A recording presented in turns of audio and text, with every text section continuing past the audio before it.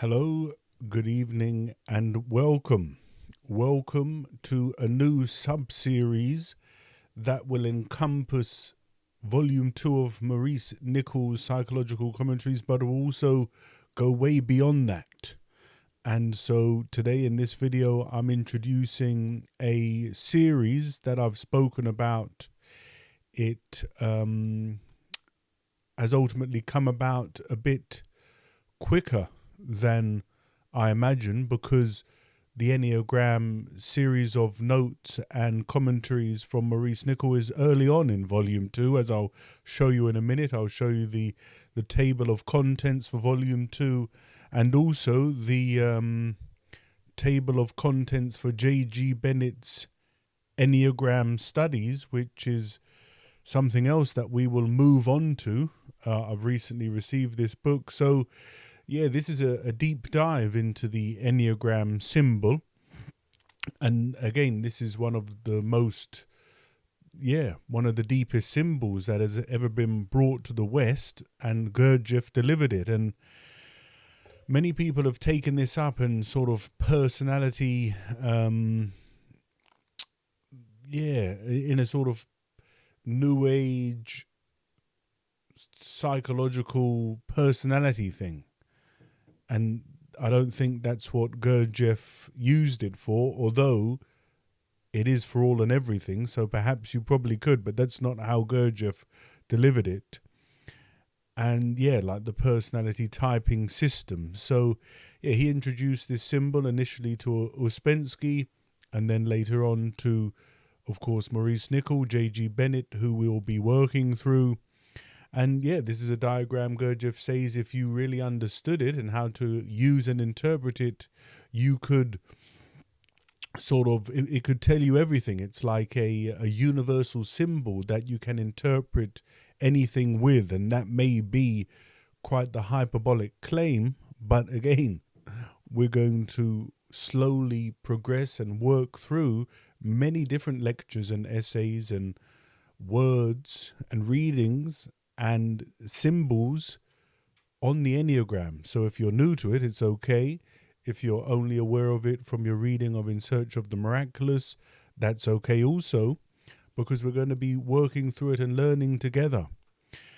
And this is how it's all going to unfold. This evening, I'm going to read two different sections of In Search of the Miraculous. In chapter 14, Ouspensky introduces the Enneagram, and then in chapter 18, he goes back to it with some sort of additional information.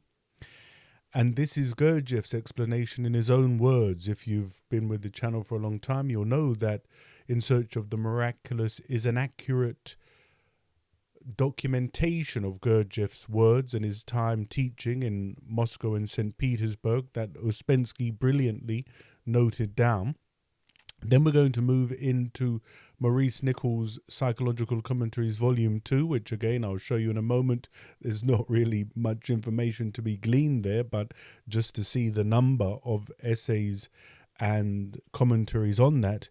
And then, as I already showed you, we'll move on to J.G. Bennett's Enneagram Studies, which I've never read. And of course, I'm very much looking forward to that.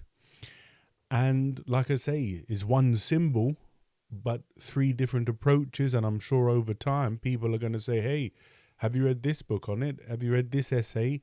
Do you know about this guy's interpretation? And if it's sort of within the Gurdjieff canon, or let's say not too far outside of it, then maybe we can bring it in. But we won't be, not at the beginning anyway, unless Nicoll or Bennett bring in the personality type sort of talk. But yeah, we're going to be starting with Ouspensky, then going into Maurice Nicoll, and then building, from the ground up.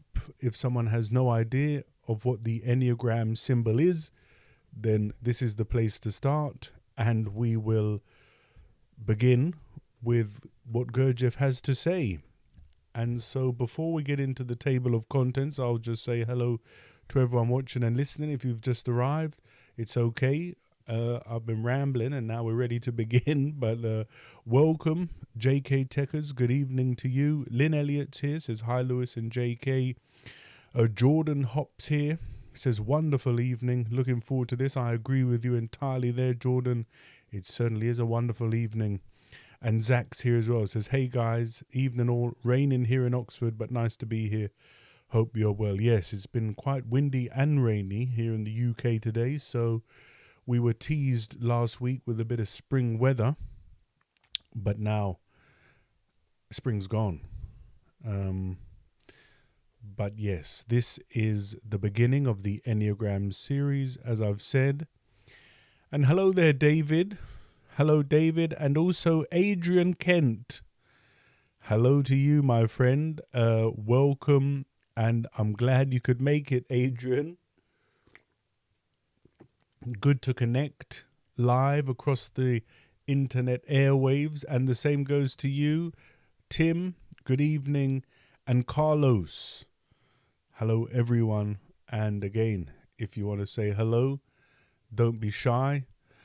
But before I begin reading from In Search of the Miraculous, as I said, chapter 14 and chapter 18, so you can go and review those whole chapters if you'd like after, and that will give you a fuller context. Here is the beginning of Volume 2 of Maurice Nicoll's Psychological Commentaries, and yesterday afternoon I mentioned the paging. So page 1 of Volume 2 is actually page 373, as you can see on the right-hand side there. I don't know why I find that so interesting, that the pages run from 1 all the way up to sort of 1500 at the end of Volume 5. But here you can see we have 14 letters on the Enneagram. In between, he's got the intelligence of centers and what this work is about. I think I'm going to move those to after the Enneagram so we don't get distracted and can carry on. And so that's Maurice Nicoll's contribution. And hello there, Nikos. Welcome to you. And here is J.G. Bennett's contents, list of figures, acknowledgements, preface, introduction to the first edition, seeing the whole, the overcoming of hazard, a kitchen at work, which if you were with us for Gurdjieff Making a New World was in the appendix, I believe, the manufacturing process, man as a transformer of energy, the realization of beauty, the transformation of man, the biospheric symbiosis, very interesting, the planetary enneagram, and then 2 appendices, structured process in scientific experiment, and the Sermon on the Mount, which will be very interesting for any of our Christian brothers and sisters.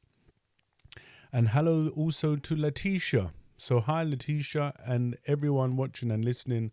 It's lovely to have you. And like I say, this is the beginning, the inception, the start of an octave that will go through all of those books I've been saying. And hopefully, I would imagine that our understanding of the Enneagram will deepen a great deal, right? Even if we don't really have to do much work, just come and join the streams and watch every video that I share. Necessarily by doing that activity, you will learn more about the Enneagram. And then I suppose, just very quickly, if I'm digressing, you can get your pen and paper and make notes and verify the claims that are being made here. In early on, when we read from In Search of the Miraculous, there is a sort of mathematical thing, 1 divided by 7, I believe, and 2 divided by 7, and on and on. You can get a calculator and do that and see it. And again, it becomes much more real. But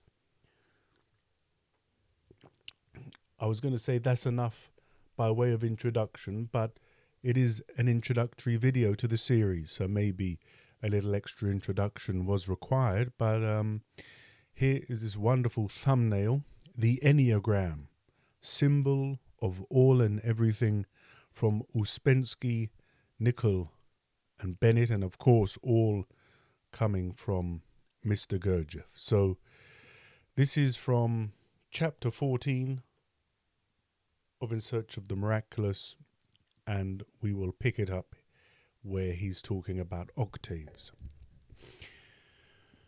We have spoken earlier of the law of octaves, of the fact that every process, no matter upon what scale it takes place, is completely determined in its gradual development by the law of the structure of the 7-tone scale. In connection with this, it has been pointed out that every note, every tone, if taken on another scale, is again a whole octave. The intervals between mi and fa and between si and do, which cannot be filled by the intensity of the energy of the process in operation, and which require an outside shock, outside help, so to speak, connect by this very fact one process with other processes. From this it follows that the law of octaves connects all processes of the universe, and to one who knows the scales of the passage and the laws of the structure of the octave, it presents the possibility of an exact cognition of everything and every phenomenon in its essential nature, and of all its interrelations with phenomena and things connected with it. And so I said a moment ago, didn't I, might consider it a bit hyperbolic, but here we go from Gurdjieff's own words. It presents the possibility of an exact cognition of everything and every phenomenon in its essential nature, and of all its interrelations with phenomena and things connected with it. So a powerful symbol, to say the least. For uniting into one whole all knowledge connected with the law of the structure of the octave, there is a certain symbol which takes the form of a circle divided into 9 parts with lines connecting the 9 points on the circumference in a certain order. Before passing on to the study of the symbol itself, it is essential to understand certain aspects of the teaching which makes use of this symbol, as well as the relation of this teaching to other systems which make use of symbolical methods for the transmission of knowledge.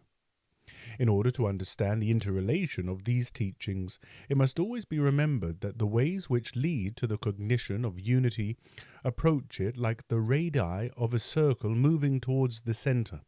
The closer they come to the center, the closer they approach one another.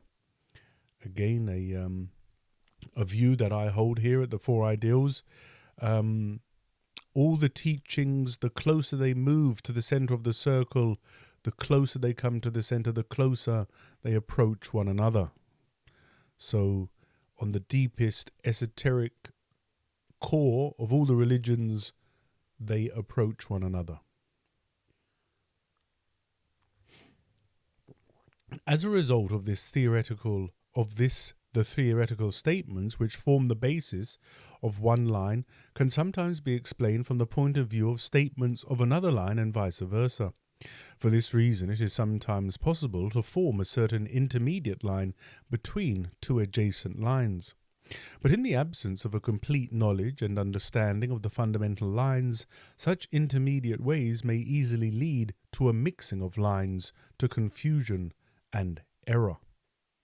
Of the principal lines, more or less known, 4 can be named: the Hebraic, the Egyptian, the Persian, and the Hindu.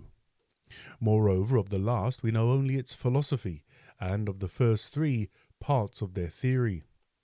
In addition to these, there are 2 lines known in Europe, namely Theosophy and so-called Western occultism, which have resulted from a mixture of the fundamental lines.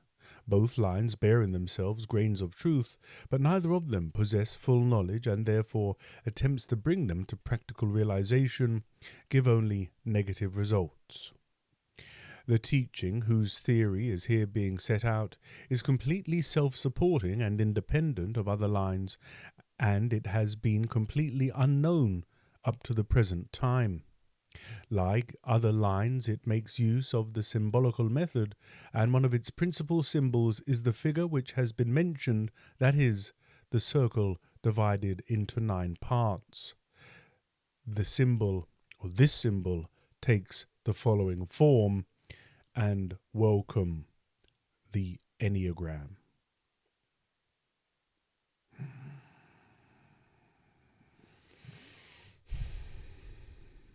The circle is divided into 9 equal parts. 6 points are connected by a figure which is symmetrical in relation to a diameter passing through the uppermost point of the divisions of the circumference.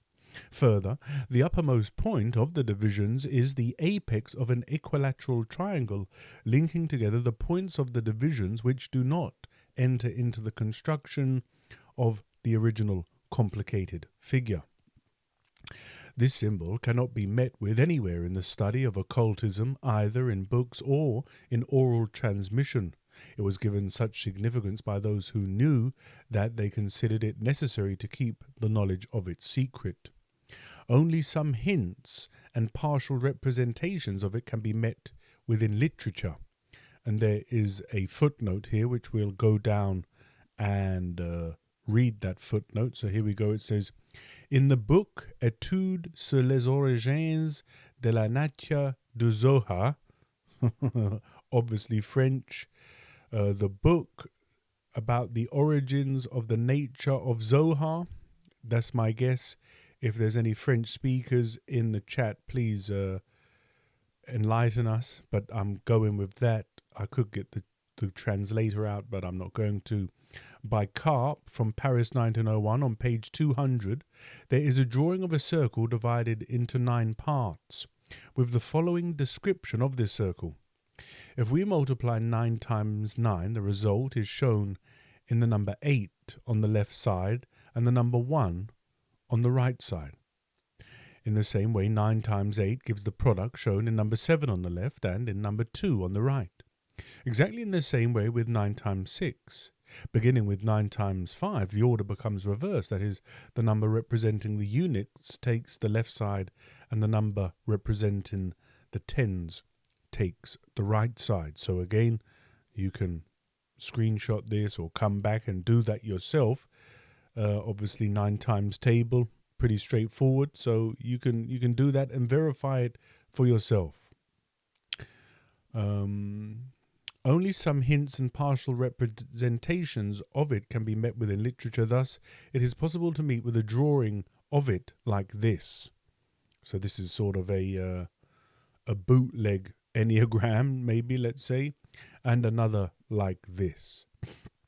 The symbol, which takes the form of a circle divided into 9 parts with lines connecting them together, expresses the law of 7 in its union with the law of 3. The octave possesses 7 tones, and the 8th is a repetition of the first, together with the 2 additional shocks which fill the intervals mi, fa, and si, do.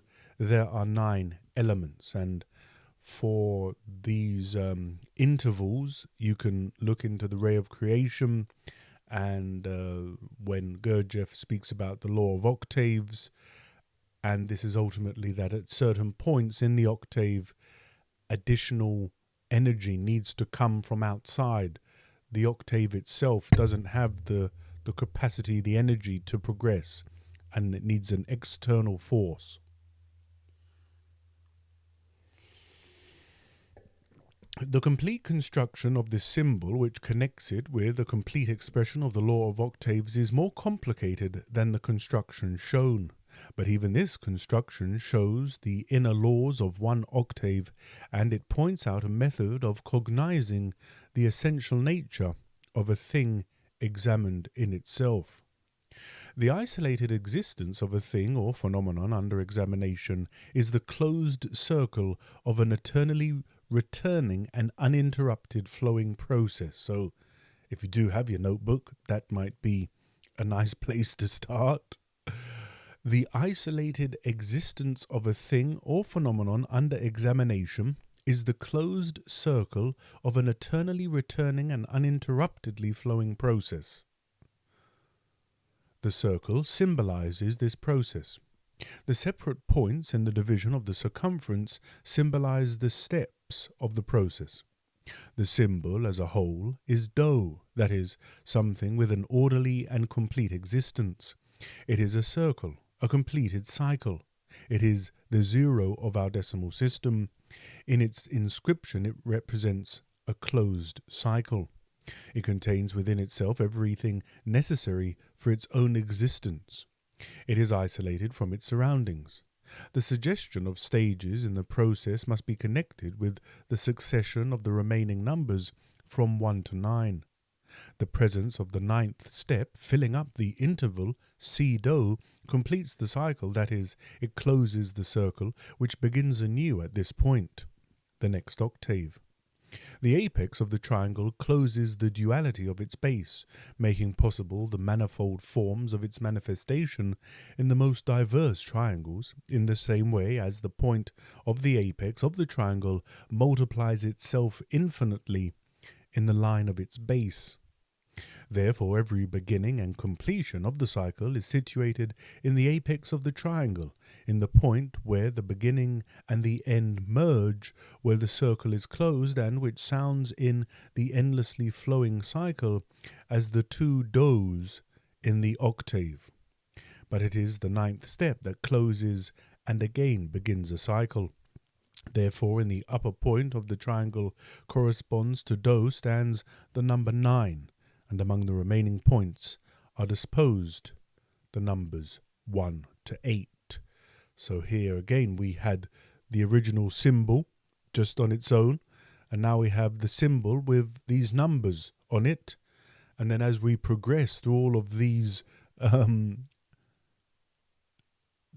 commentaries, these essays, these lectures on the Enneagram, we're going to see different things superimposed onto the same diagram. The Enneagram symbol never changes, but things are superimposed on it to help us to sort of understand more deeply what's going on. So here's the 1 to 9, and number 9 is the end and also the beginning of the next octave. And also there is, I can't remember the name of the symbol, but the snake eating its own tail, right?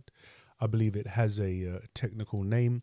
I can't remember it at the moment, but it does. And in a sense, that is represented too in the Enneagram.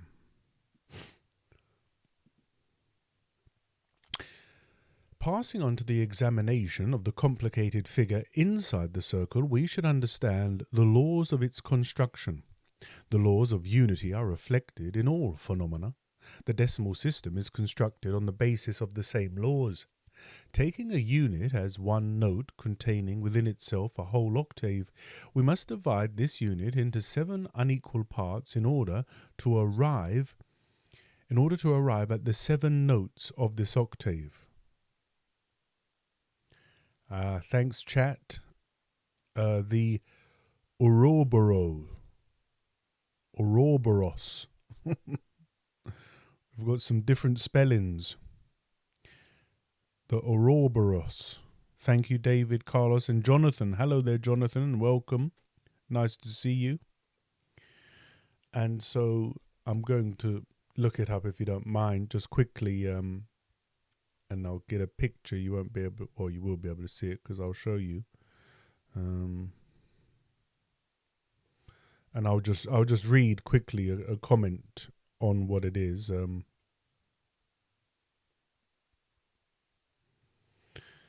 The Ouroboros is an ancient symbol depicting a serpent or dragon eating its own tail, representing eternity, cyclic renewal, and the unity of opposites.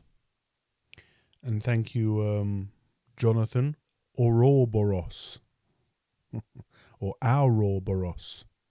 Originating in ancient Egypt as early as the 14th century BC and popular in Gnosticism and alchemy, it symbolizes the eternal cycle of destruction and recreation. The etymology, the word originates from Greek aura, tail, and boros, eating. So pretty simple when you go into the etymology. Aura boros, tail eating. And I won't go into any more digression into that, but it's very interesting, right? That from what Gurdjieff was saying there makes me associate with the Ouroboros, and one could say that it certainly is.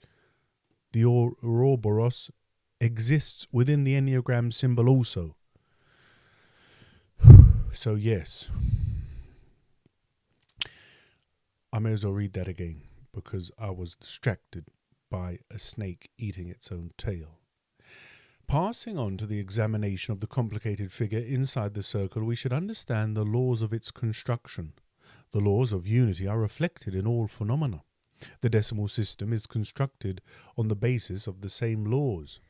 Taking a unit as one note containing within itself a whole octave, we must divide this unit into 7 unequal parts in order to arrive at the 7 notes of this octave. But in the graphic representation, the inequality of the parts is not taken into account, and for the construction of the diagram there is taken first a 7th part, then 2 sevenths, then 3 sevenths, then 4 sevenths, then 5 sevenths, then 6 sevenths, and 7 sevenths. Try saying that fast. Calculating these parts in decimals we get. So this is what I was saying. And this is pretty impressive in itself, right? And you can get your calculator out and do 1 divided by 7 and do these sums, 2 divided by 7, etc., etc. And now I'll leave that so you can see it. And now we'll have the commentary on this, on these sums. In examining the series of periodic decimals obtained, we see at once that in all except the last, the periods consist of exactly the same 6 digits, which run in a definite sequence so that, knowing the first digit of the period, it is possible to reconstruct the whole period in full. So here I'll just go through it. 142857, and then 285714, 428571. So you can see that it's, as he's saying, a run in a definite sequence. If we now place on the circumference all the 9 numbers from 1 to 9 and connect those numbers which are included in the period by straight lines in the same sequence in which the numbers stand in the period according to which number we start from, we shall obtain the figure found inside the circle. The numbers 3, 6, and 9 are not included in the period. They form the separate triangle, the free trinity of the symbol. Making use of theosophical addition and taking the sum of the numbers of the period, we obtain 9, that is, a whole octave. Again, in each separate note, there will be included a whole octave subject to the same laws as the first. The position of the notes will correspond to the numbers of the period, and the drawing of an octave will look like this. And then I think he goes on to draw the, so we're going to go deep into it. But just let me go back to here. So here you can see, right? Or actually, I should get the numbers here first. So I'm going to just take a picture of I should really just be able to remember it, shouldn't I? I shouldn't need to take a picture, but anyway, for accuracy's sake. So here the numbers are, as you might be able to remember, 1, 4, 2, 8, 5, 7, 1. And with my mouse cursor, I was just following that, and I'm sure you'll be able to follow that. And so it's absolutely wonderful, isn't it, that this Enneagram symbol comes from the interaction and interrelationship of the law of 7 and the law of 3 perfectly. So, like I say, we're just beginning our journey and study, but already it's pretty intense. And like I say, one has the freedom to go as deep or stay on the surface if it's more comfortable. And I'll see how we go.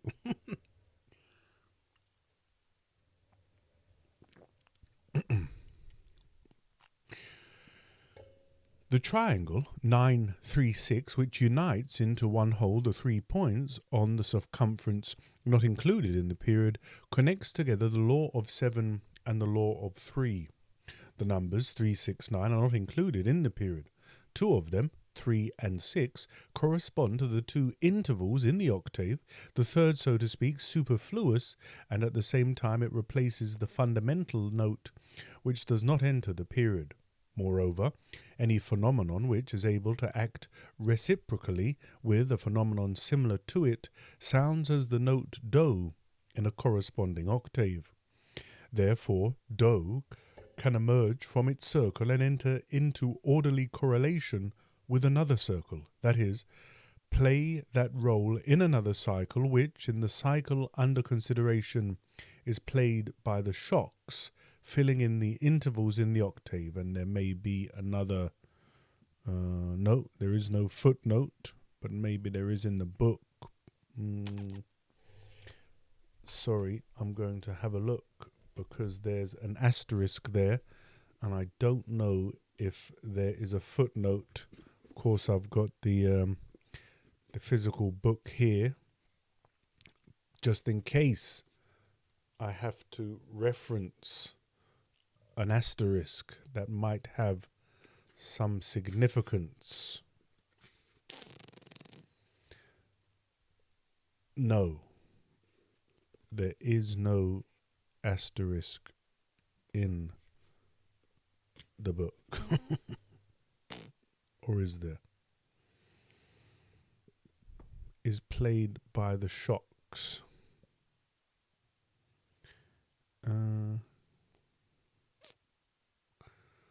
Is played by the shocks. No, there is no asterisk in the actual book, so someone is trying to confuse me, and they've done a great job. Filling the intervals in the octave. Therefore, here also, by having this possibility, do is connected by the triangle 3, 6, 9 with those places in the octave where the shocks from outside sources occur, where the octave can be penetrated to make connection with what exists outside it. The law of 3 stands out, so to speak, from the law of 7. The triangle penetrates through the period, and these two figures in combination give the inner structure of the octave and its notes. So again, we have this 7, 1, the fractions of 7, and now we move on to the octave, right? This is a much more simple representation, but now we have the octaves, or the octave, and where the outside shocks are required. So let's work through this section. At this point in our reasoning, it would be entirely right to raise the question, why is one of the intervals, which is designated by the number 3, found in its right place between the notes mi and fa, and the other, which is designated by the number 6, found between sol and la, when its right place is between si and do? If the conditions had been observed as to the appearance of the second interval, 6, in its own place, we should have had the following circle. So do, re, mi, shock, fa, sol, la, si, shock, do. And now it's going to explain why it's not like that. And the 9 elements of the closed cycle would have been grouped symmetrically together in the following way. So here we go, do, re, mi, shock, fa, sol, la, si, shock. So this is figure 50 there at the bottom is in a sense a reordering of the octave so that it fits onto the Enneagram symbol. The distribution we do get do, re, mi, shock, fa, sol, shock, la, si, can only give the following grouping. So here you go. Actually, this is what is put onto the symbol. So that is, in one case, X becomes mi and fa, and in the other, between sol and la, where it is not necessary.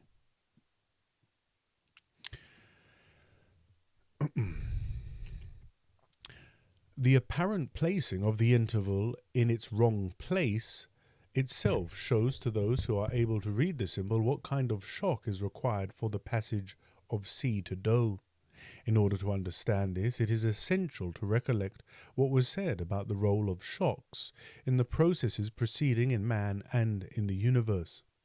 When we examine the application of the law of octaves to the cosmos, then the step Sun-Earth was represented in this way, I believe, figure 53.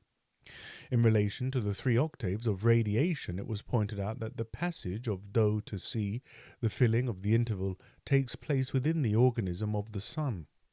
It was pointed out in the cosmic octave in relation to the interval Do C that this passage is accomplished by the will of the Absolute. The passage Fa Mi in the cosmic octave is accomplished mechanically with the help of a special machine which makes it possible for Fa, which enters it, to acquire by a series of inner processes the characteristics of Soul standing above it without changing its note, that is, to accumulate, as it were, the inner energy for passing independently into the next note, into Mi. Exactly the same relationship is repeated in all completed processes. In examining the processes of nutrition in the human organism and the transformation of the substances taken into the organism, we find in these processes exactly the same intervals and shocks. As we pointed out before, man takes in 3 kinds of food. Each one of them is the beginning of a new octave. Again, you can go and look at the food diagram where the impressions taken in from the 3 foods, the normal food that we eat, the air we breathe, and the impressions, Gurdjieff lays out how they progress naturally to a certain point, and with a first and second conscious shock, they can progress to their full progression. There's probably a better word than that. Their full flourishing, their full development. And it's with these conscious shocks that it can, progress fully. It needs an external shock, self-remembering and not expressing negative emotions.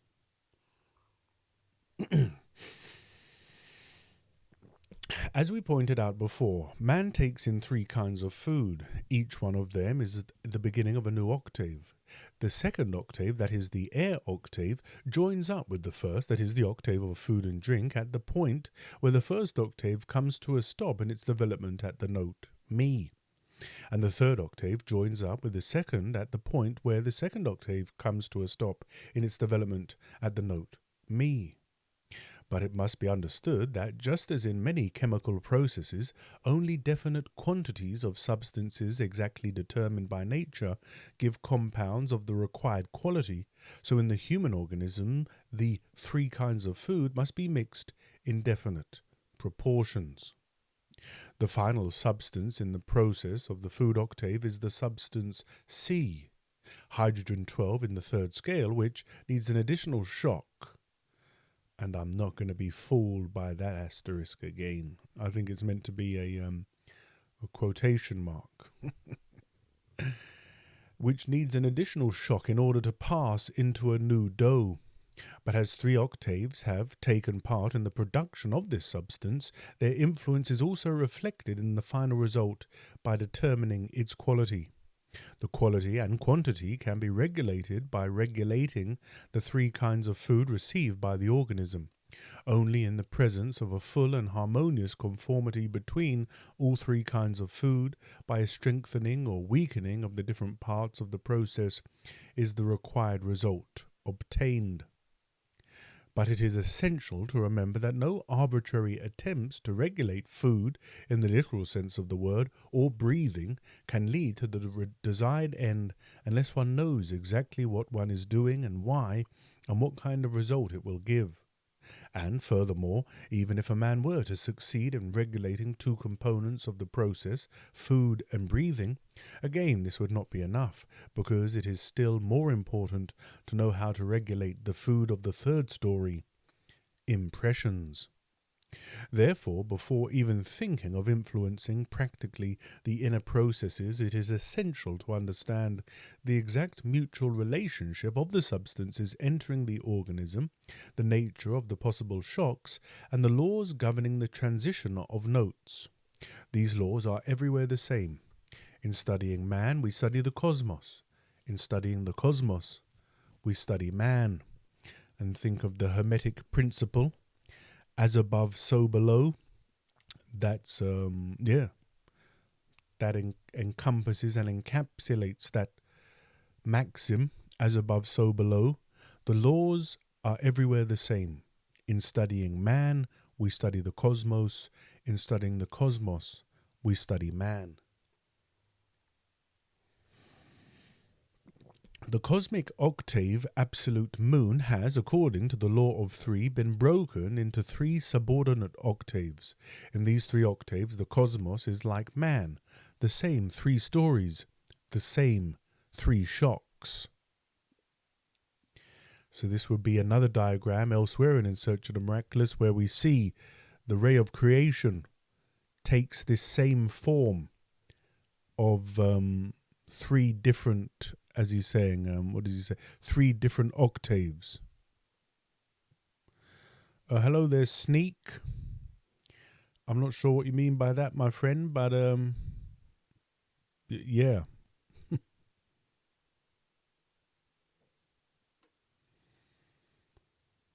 Yes, okay. Where in the cosmic octaves of radiation the place of the interval far me appears in the diagram are marked the machines which are found there in the same way as in the human body. The process of the transition far me can be represented in the most schematic way thus. The cosmic far enters the machine like the food of the lower story and begins its cycle of changes. Therefore, in the beginning it sounds in the machine as dough. The substance, soul of the cosmic octave, serves as the substance which enters the middle story like the air in breathing, which helps the note far inside the machine to pass into the note me. And yes, have a good day there, Sneak. And so I'm going to read that again, just, well, for myself really, but also to emphasize, if one really wants to go deep with this and to understand it, one definitely would need a note paper and a pen, pen and pad, or you can do it on your computer if you, if you prefer that. But I'm going to read this bottom paragraph and then carry on again, just by way of repeating, because, again, to try and hold it all in your mind, all of these diagrams and octaves and shocks and rays and me's and all this, in a sense your head will explode if you're trying to do it in your head, right? So to fully go deep, you would need pen and paper and, map it all out, and you'd have some crazy physics equation on your paper. But let's read this again. The process of the transition far me can be represented in the most schematic way thus. The cosmic far enters this machine like the food of the lower story and begins its cycle of changes. Therefore, in the beginning, it sounds in the machine as dough. So already, right? It's a cosmic far that sounds in the machine as dough. And then the substance soul of the cosmic octave serves as the substance which enters the middle story like the air in breathing, which helps the note far inside the machine to pass into the note me. This soul, on entering the machine, also sounds as dough. The matter which has now been obtained is joined in the upper story to the substances of the cosmic la, which enters the upper story of the machine also as dough. So again, if you've got all that, and you've got a good picture and image in your mind of all those words I've read, good for you. But again, I imagine it'd be much better to have it documented, and so you can look at it visually on the paper. As we see from from the following notes, La, Sol, Fa serve as food for the machine. In the order of their succession, according to the law of three, La will be the active element, Sol the neutralizing, and Fa the passive.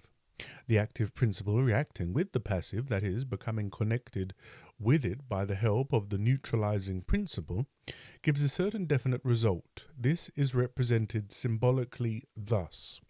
So at the top you have Sol is neutralizing, Fa is passive, and La is active. This symbol points out that the substances Fa, in being mixed with the substance La, gives as a result the substance Sol. And as this process proceeds in the octave, developing as it were inside the note Fa, it is therefore possible to say that without Fa changing, that Fa, without changing its pitch, acquires the properties of Sol. All that has been said about the octaves of radiation and about the food octaves in the human organism has a direct connection with the symbol consisting of a circle divided into 9 parts.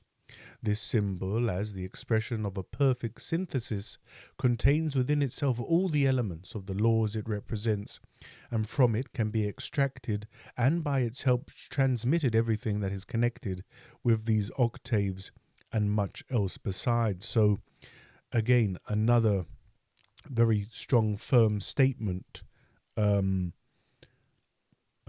I'll read again. This symbol, so I think that's page 9 on page 4. This symbol that Gurdjieff is speaking about, the Enneagram, this symbol, as the expression of a perfect synthesis, contains within itself all the elements of the laws it represents, and from it can be extracted and by its help transmitted everything that is connected with these octaves and much else besides. So that's an interesting end to the sentence, isn't it? And much else besides.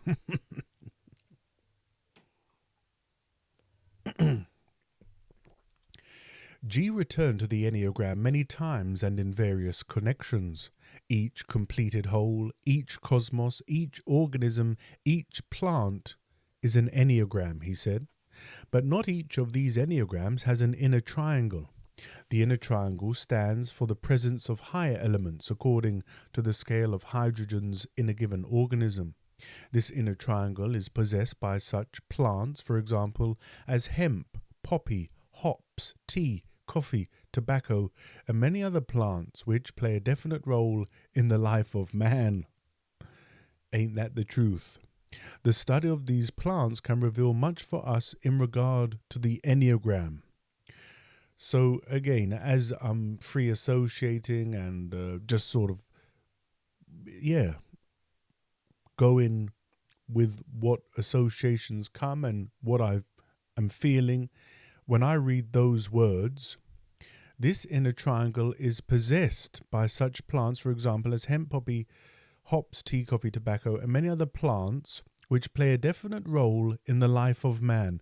The study of these plants can reveal much for us in regard to the Enneagram. So is he saying there that we should study the chemical composition of the plants? Is he saying we should study the anatomical layout of the plants? Or is he saying we should consume some hemp or some poppy or some hops or some coffee or some tobacco and be with the symbol? Because these plants can reveal much for us in regard to the Enneagram. So again,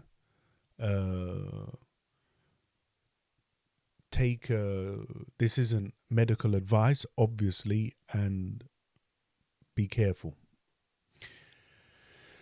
Speaking in general, it must be understood that the Enneagram is a universal symbol. All knowledge can be included in the Enneagram, and with the help of the Enneagram, it can be interpreted.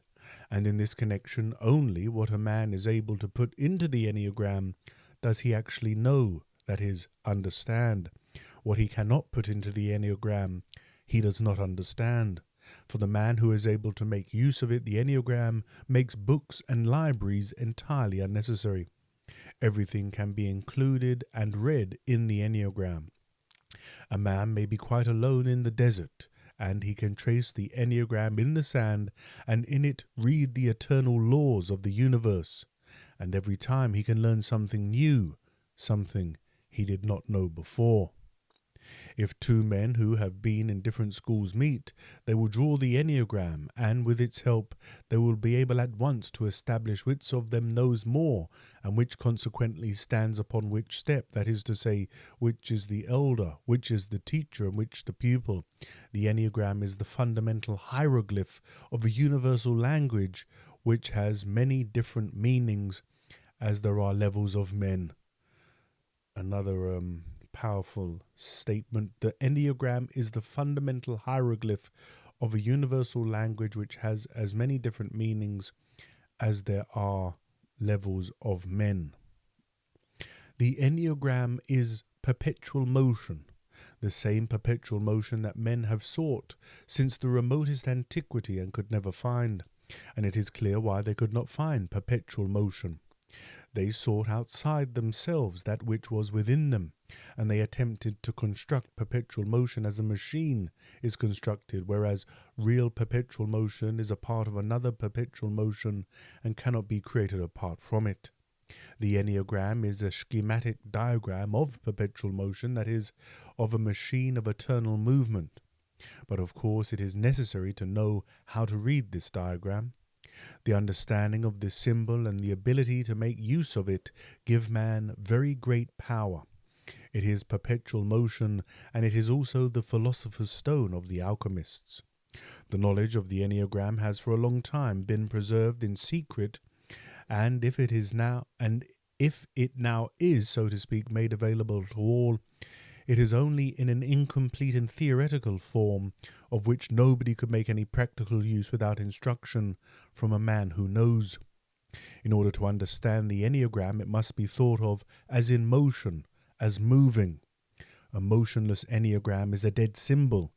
The living symbol is in motion. And so, again, quite the sentence there to end, right? Because we've just been through 10 pages, different diagrams, different octaves and shocks and food diagrams and everything. And then at the end he says, and by the way, you've got to think of it that it's in motion, it's moving. If it's not moving and if it's motionless, it's a dead symbol. The living symbol is in motion. So after all that, imagine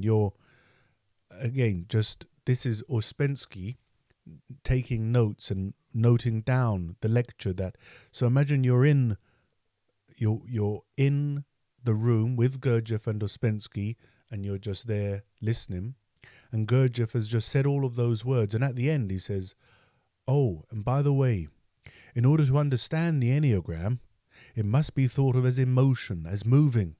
A motionless Enneagram is a dead symbol. The living symbol is in motion. Good night. And so that's chapter 14. Now we're going to move into chapter 18, the final chapter. And this, I believe, is Ouspensky's own interpretation, his own theory about the Enneagram. I don't think we're going to see any quotation marks from Gurdjieff. So I believe, again, let's read it. We will see, but I believe this is Ouspensky's interpretation. At the end of winter, when conditions of living became slightly easier, I began to look through my notes and drawings of G's diagrams, which, with G's permission, I had preserved since St. Petersburg. My attention was particularly attracted by the Enneagram. The explanation of the Enneagram had clearly not been finished, and I felt that there were in it hints at a possible continuation. I very soon saw that a continuation must be sought in connection with the wrong situation of the shock which came into the Enneagram at the interval Sol-La. Then I turned my attention to what the Moscow notes in connection with commentaries on the Enneagram said about the influence of the 3 octaves on one another in the food diagram. I drew the Enneagram as it had been given to us, and I saw that it represented up to a certain point the food diagram. So here we go. As I'm saying, it's the Enneagram with the numbers, but also the octaves and the hydrogens from the food diagram, also transposed onto it. I think transposed is the right word. Maybe it's not. Put onto it. So he's going to comment on that now. The point 3, or the interval mi-fa, was the place where the shock came in, which gave Do 192 of the second octave. When I added the beginning of this octave to the Enneagram, I saw that the point 6 came at the interval mi-fa of the second octave, and the shock in the form of the third octave, Do 48, which begins at this point. The completed drawing of the octave came out as follows. So this needs to be considered with the food diagram next to it. Let me see if I can find it quickly. As I say, I've got another book here. So here is the completed diagram, the completed drawing of the octave came out as follows. And I'm just, I've got it here. 1 second. I'll find the completed one, and you will see what's going on here. What this is a combination of. It's a combination. I'm going to go full screen very quickly so I can just hold this up, and I'll just read it here. So figure 39 it is, page 190 in Search of the Miraculous. Let me just check there's no other ones, no more. And the note says the complete picture of the intensive work of the organism and of the intensive production of substances from the products of nutrition after the first conscious shock. So here is this diagram. This diagram here, and all of these do's and rays and me's and numbers is what Ouspensky has transposed or put. I don't know why I need to use a big silly word when I can just put. He puts that into the symbol. And so there it is. This signified that there was no wrong place for a shock at all. Point 6 showed the entry of the shock in the second octave, and the shock was the Do, which began the third octave. All 3 octaves reached high 2. In one it was C, in the second Sol, and in the third Mi. The second octave, which ended at 12 in the Enneagram, ought to have gone further, but C12 and Mi12 required an additional shock. I thought a great deal about the nature of these shocks at that time, but I will speak of them later. I felt there was very much material in the Enneagram. Points 1, 2, 4, 5, 7, 8 represented, according to the food diagram, different systems of the organism. 1, the digestive system. 2, the breathing system. 4, the bloodstream. 5, the brain. 7, the spinal cord. And 8, the sympathetic system and the sex organs. According to this direction of the inner lines 1, 4, 2, 8, 5, 7, 1, that is, the content of fraction 7, showed the direction of the flow or distribution of arterial blood in the organism, and then its return in the form of venous blood.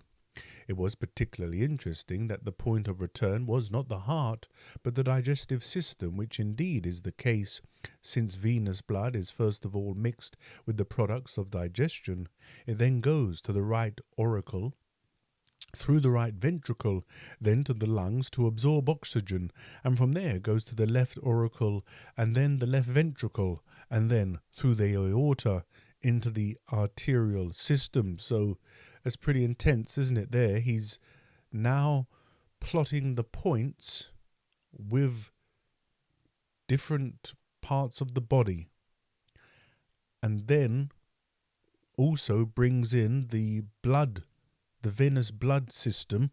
And so as we read earlier, it really can interpret anything if you understand it, right? Examining the Enneagram further, I saw that the 7 points could represent the 7 planets of the ancient world. In other words, the Enneagram could be an astronomical symbol. And when I took the order of the planets in the order of the days of the week, I obtained the following picture. So the moon, dies lunae, Monday, and in Spanish, actually, it actually, if I can remember, anyway, I'll go through this first. The moon, de lunae, Monday, Mars, dies martis, Tuesday, Mercury, Jupiter, Venus, Saturn, and the Sun. And in Spanish, it actually sort of, the days of the week correspond exactly to the planets. So in Spanish, Monday is lunes, so luna, moon. Tuesday is martes, so again, martes, Mars. Wednesday is miércoles, so again, very similar to Mercury. Lunes, martes, miércoles. Jueves is Thursday, Jupiter, Jovis. Friday, Viernes, so very similar, Venus and Veneris. Viernes, Sábado is Saturday, Saturn, Sábado, and Sunday, maybe Sunday falls out of the scope because Sunday is Domingo, and that doesn't look like, my whole theory's gone now because Sunday is Domingo. But anyway, enough of the Spanish lesson. The last page, and again, any comments? I don't know if I'll be able to help very much with any questions, but you can have a go. But comments are welcome. Questions, maybe not so much, but I will do my best as always. But the last page here. I did not try to go any further as I did not have the necessary books to hand and there was very little time. Events gave no time to go into philosophical speculations. One had to think about living, that is to say, simply and quite plainly, to think about where one could live and work. The revolution and everything connected with it aroused in me deep physical disgust. At the same time, in spite of my sympathy with the whites, I could not believe in their success. The Bolsheviks did not hesitate to promise things that neither they nor anyone else could perform. In this was their principal strength. It was something in which nobody could compete with them. In addition to this, they had the support of Germany, who saw in them a possibility of revenge in the future. The volunteer army, which had freed us from the Bolsheviks, was able to fight them and conquer them, but it was not able to organize in a proper way the course of life in the liberated provinces. Yes, Lynn, that's right. But again, as I was saying, it's got nothing to do with sun or Sunday, right? Whereas the other ones sound similar. But it was not able to organize in a proper way the course of life in the liberated provinces. Its leaders had neither program, knowledge, nor experience in this direction. Of course, this could not be demanded of them, but facts are facts. The situation was very unstable, and the wave which was still rolling towards Moscow at the time could be rolled back again any day. It was necessary to get abroad. I had marked down London as my final aim, first because I knew more people there, and second because I thought that among the English I should find the greater response and a greater interest in the new ideas I now had than anywhere else. Besides, when I was in London on my way to India before the war and on my return voyage at the beginning of the war, I had decided to go there to write and publish my book, which I had begun in 1911 under the title The Wisdom of the Gods, and which subsequently appeared under the title A New Model of the Universe. As a matter of fact, this book, in which I touched upon questions of religion and in particular upon methods for studying the New Testament, could not have been published in Russia. And so another excellent book that Ouspensky published before he met Gurdjieff. So he had two publications, if I remember rightly, before meeting Gurdjieff. One, A New Model of the Universe, and the other, Tertium Organum. Because early on, Gurdjieff teases Ouspensky by saying, if you understood everything you wrote in Tertium Organum, you'd be teaching me. And so he was familiar, of course. So that concludes our initial and introduction to the Enneagram, the symbol of all and everything. And again, as you will have heard, if you were with us there through the whole reading, it's rather intense, and it's in a sense to be just like all the other concepts and ideas and things we learn in the work. It's to be slowly digested, right? If you try and understand all of that, all of those 14 pages in one go, yeah, like I said, your head will explode, and you have to chew on it. You have to chew on it for a long time.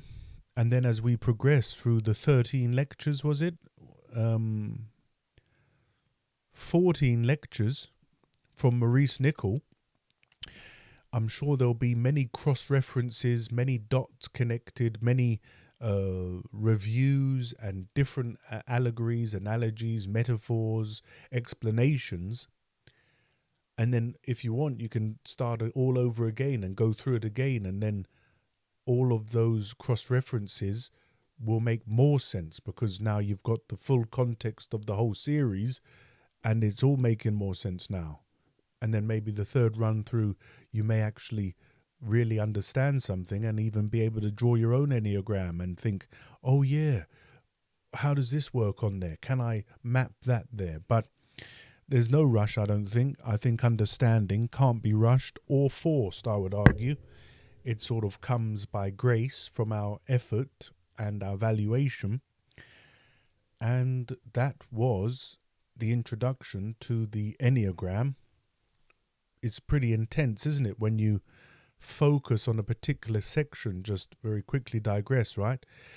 Those two sections were from chapter 14, 10 pages from chapter 14, 4 pages from chapter 18. But when you take them out of the context of the whole chapter and just read them on their own, they have, again, a different taste again. So you can read the whole of chapter 14. It's on the channel. You go listen to it after this and see how there's a different taste to where we just focused in just on the Enneagram.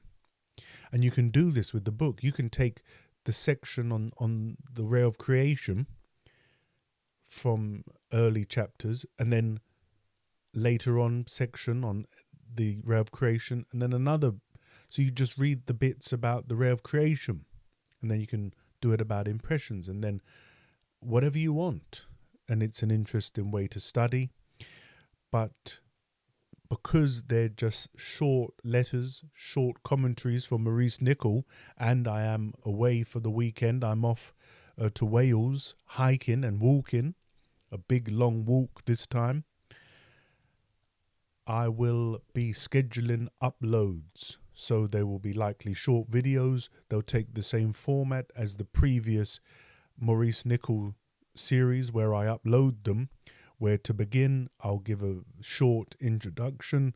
Maybe it won't be so short if I found the reading super interesting, but I will give a short introduction about what you can expect from the letter from Maurice Nicoll. Then of course we'll read it and then repeat 14 times, and then we can begin J.G. Bennett's studies. And as I said before, in the meantime, I imagine there'll be other people saying, oh, what about this and what about that? And I will filter those if I think it's sort of in the Gurdjieff canon. I would argue Maurice Nicoll and J.G. Bennett are certainly in the canon, so I don't feel I'm going too far out. But depending on the source of these other documents, I will filter that. And if I feel it can be beneficial for us in our Enneagram series, I will certainly share it. And if not, maybe I'll just tell you about it and you can take it or leave it. And it's up to you. So there doesn't look like any comments or questions. Everyone's brain is probably frazzled as mine. Very interesting comment here from Lynn Elliott, who says, interesting, Domingo is differently pronounced because it's on the triangle represents 999 instead of 142857. Very excellent point, Lynn, and perfectly correct, isn't it? We can go back, can't we?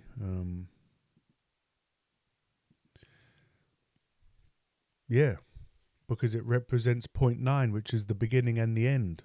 So very interesting. And again, we can, like with all of this stuff we do here at the channel and reading the Gurdjieff work, certain things, if Gurdjieff has given us the interpretation, if he's told us, but I imagine this Enneagram symbol, as we've read in certain sentences where I decided to rewind and read it again, we do our own interpretation, just like Lynn has done there. And this is why it's great to study it together, because what Lynn might get, I might not, and then, what Tim gets, that's something else, and Adrian, and everyone's going to get something different from it, and we can share it. But when they share what they got, we get it in a way.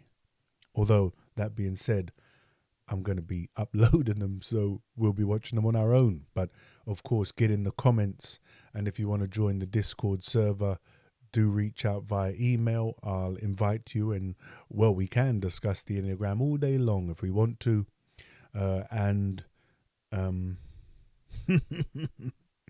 Carlos says, a lot to digest, not always easy to see the application in real life, but work in progress. And yeah, I think that's a fair comment, Carlos. I wouldn't agree or disagree with that. But as I say, we've got 14 letters from Maurice Nicoll and then a whole book by J.G. Bennett. So at some point, if you continue with us on that journey, Carlos, you may find some real world application, or maybe you won't, and it'll just remain theoretical. But that's the work in general, isn't it? It can be theory for many years before it sinks down to emotional center and moving center, and you can practically apply it. So it's a good way to end it. And Lynn says, too late to talk more now, but thanks, Lewis. Have a nice break. I appreciate that, Lynn, and I will be back. Don't worry about that, because we have Kenneth Walker to finish also. And it's funny how... Can I reach? Forgive me. I'm going to hurt myself, but it's worth it. It's worth it for the books. Again, it's a bit of a synchronicity. Again, it's all syncing up, because guess what the next chapter that we will read from Kenneth Walker is? Chapter 7, the two great cosmic laws, which, as you know, are the law of 3, or triamazakamno, and the law of 7, or heptaparaparshinok. So we will have Kenneth Walker talking about that, and then he goes on to the thoughts on the ray of creation, which we've touched on here. And so, goodness me, it's all collected. It's all connected. Wonderful stuff. So J.K. Tucker says, thank you for the reading, Lewis. There's much to ruminate here. There certainly is. Ruminate, contemplate, deliberate. We could find lots of words for what we need to do, but ultimately become familiar, I think, and that can only be done by repetition, maybe writing out certain sentences, the complex bits that I sort of pointed out. You might need to write that down, get the other diagram, put them next to each other, and yeah, just really sit with it and be patient. There's no rush.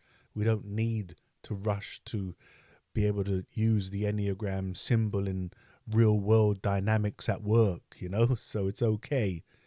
But if you do start to feel that you understand it more and more and can see, see the Enneagram in the world, well, that's wonderful. And do share it in the comments. And Jonathan says, I must go, but I really enjoyed this reading and discussion on Enneagram. Life is about rhythm. And yeah, I think that's a good way to end it. And as Gurdjieff said, right, the diagram, the symbol is in motion. So that throws a real spanner in the works. And it's in motion. It's moving. It's rhythmical. So yeah, thanks everyone for joining. Lovely to see you all and some new faces and some people just jumping in. But I think there's something about doing this together. Again, I'm not going to call it a Gurdjieff group, but it is a Gurdjieff reading group. I'll give it that much because that's the truth. It's not a Gurdjieff group, not in the traditional Gurdjieff Foundation sense, but it certainly is a Gurdjieff reading group. So you're very welcome all. Okay, JK Techers, on your request, my friend, says, I hope that you post some pictures. I certainly will post some pictures, JK Techers, because of your request. So yes, I'll share some of the sites from Brecon Beacons.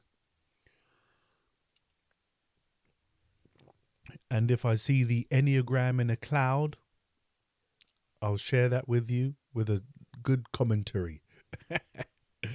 But anyway, my friends, there'll be lots of Enneagram content coming up over the weekend, the end of the week and over the weekend while I'm away. So be sure to, ruminate, digest and contemplate all that. And I'll be back with some Kenneth Walker at some point. But yeah, you're very welcome, Letitia and Tim. I look forward to seeing you in the morning. Everyone else, thanks for watching and listening and for sharing this time together. I do appreciate it. And like I say, I'll see you in a little while. But there will be some content from Maurice Nicoll's Psychological Commentaries Volume 2 coming up. So subscribe if you haven't. Keep up to date with all of that. And maybe when I come back, we can do a little Enneagram series review, which might be a nice thing to do. But lots coming up. So, my friends, enjoy the rest of your week. Take care, look after yourselves, and I will see you very soon. Good night, JK Techers. Good night, my friend. Good night, Jordan. I plan to have a good hike. Good night to you and anyone else that gets in the chat now. I'm saying goodbye and forgive me. Take care. See you next time.